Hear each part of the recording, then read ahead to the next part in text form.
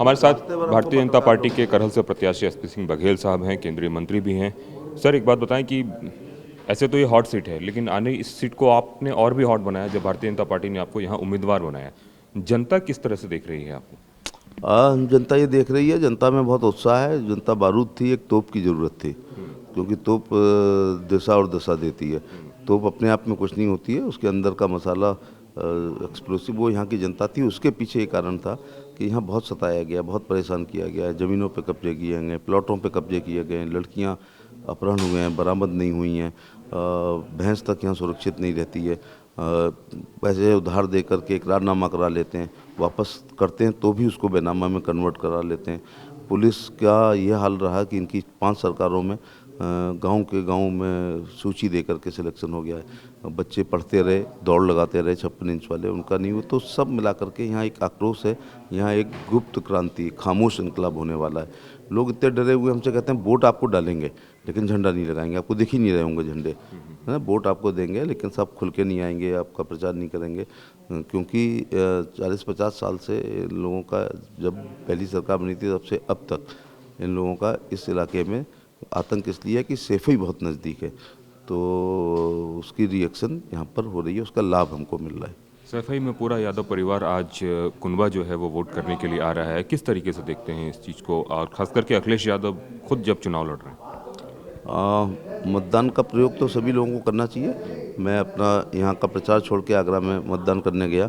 जिस दिन प्रचार फर्स्ट राउंड का बंद था, 8 तारीख को मैं अपनी लोकसभा की आत्मातपुर में प्रचार करने गया। लेकिन जिस दिन फर्स्ट राउंड का प्रचार बंद था 8 तारीख को, ये सभी लोग यहीं पर थे। तो घेरने में और बांधने में हम लोग पूरी तरह सफल हो गए। ये 6 लोग स्टार प्रचारक हैं, ये अगर एक दिन में 5 मीटिंग करें तो 30 विधानसभाओं का दौरा रोज कर सकते हैं। और 10 दिन पार्टी के सारे स्टार प्रचारक को आपको यहाँ लाना पड़ा, मतलब यहाँ आ गए आपके हिसाब? पूरा खानदान यहाँ पे आ गया। और एक घटना ऐसी भी हुई जो कभी नहीं मांगते थे। नेताजी पिछले 2.5 साल से मैनपुरी नहीं आए हैं, वो यहाँ के सांसद हैं। नॉमिनेशन करने के बाद वो नहीं आए थे और जीतने का सर्टिफिकेट लेने भी नहीं आए थे, लेकिन अब उनको यहाँ आना पड़ा। तो ये मुलायम अखिलेश यादव ये कह के गए थे कि हम नहीं आएंगे। 5 दिन में यहाँ ऐसा वातावरण बन गया। वो जानते भी मेरे को, मेरा चुनाव लड़ने का तरीका और मेरा प्रभाव। 6 तारीख को आना पड़ा। आप लोग किस दृष्टि से इसको देखते हैं? फिर दोबारा 17 को दोबारा आना पड़ा। आने में साथ में पिताजी को लाना के लिए मजबूर हो गए। ये सब जनता ने किया है। आपको ये ऐसा सब लगता है कि अपनी कॉन्स्टिट्यूंसी में अपने ही पिताजी को बुलाना उनको पड़ा सिर्फ और सिर्फ इसलिए क्योंकि एसपी बघेल आ गए थे?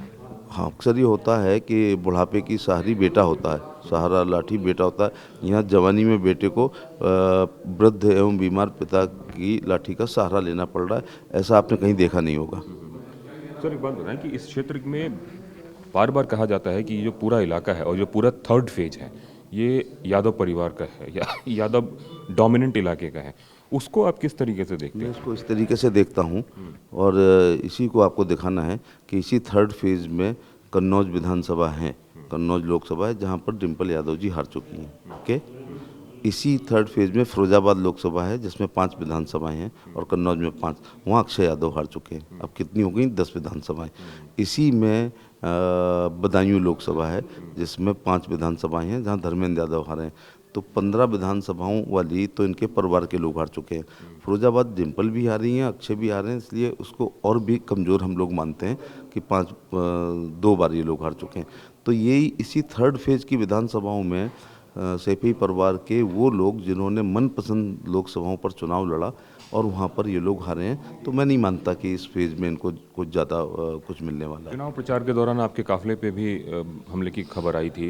इस तरह की चीज़ों को किस तरीके से देखते हैं, क्योंकि अगर सब शांतिपूर्ण इलाका है, सब कुछ है, तो ऐसी चीज़ें कैसे हो सकती हैं? हमला नहीं है, वो हत्या का प्रयास है। इतिहास गवाह है कि हार से बचने के लिए लोगों ने अपने निकटतम जो प्रतिद्वंदी होता था उसकी हत्या इसलिए करा दी जाती है कि चुनाव टल जाएं और फिर दूसरा उस प्रकार का दूसरा एसपी सिंह बघेल जरा मिलना थोड़ा कठिन है। तो ये किया गया, उसका मुकदमा भी कायम किया गया और जांच हुई तो दोषी लोग पाए गए और 1-2 लोगों की गिरफ्तारी हुई। और हमारी महानता ये देखो कि जब उस हमले में चाहते तो समाजवादी पार्टी के 25-50 चुनिंदा लोगों को हम नाम दर्ज कर सकते थे, तो नहीं किया है। 2 लोग हुए, वो दोनों खुद अपना एक नाम बता रहा कि मुझे ये कहते हैं और मैं, तू हमारे भैया के सामने क्यों लड़ रहा है, और दूसरे को कह रहा है कि बेटू गोली मार इसको, मंत्री बचने ना पाए, इसका चुनाव आज ही करा दे रहे हैं। ऐसा कहीं नहीं। अगर इन पर हमला हुआ होता तो शायद मेरा पूरा खानदान नाम दर्ज हो जाता। एक आखिरी सवाल, जीत को लेकर कितने आश्वस्त हैं और मतदाता से क्या अपील करेंगे आप?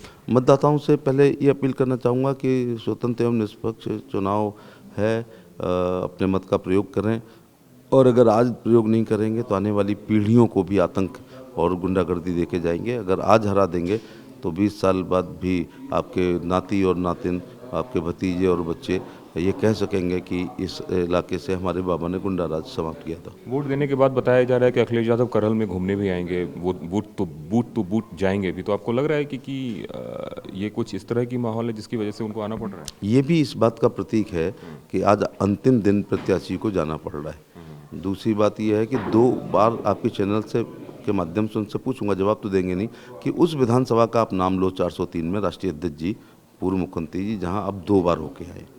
तो जब सर्वश्रेष्ठ में 2 बार जाना पड़ रहा है तो बाकी के क्या हाल होंगे। और आज अखिलेश जी के नेताजी का यहाँ आना, अखिलेश जी का 2 बार आना, मतदान दिवस वाले आना, घर के 7 लोगों का प्रचार करना, इसका चौथे, 5वें, 6वें, 7वें राउंड में तो इतना इनका दुष्प्रभाव पड़ेगा कि जो खुद को नहीं बचा पा रहा है वो हमको क्या जिताएगा।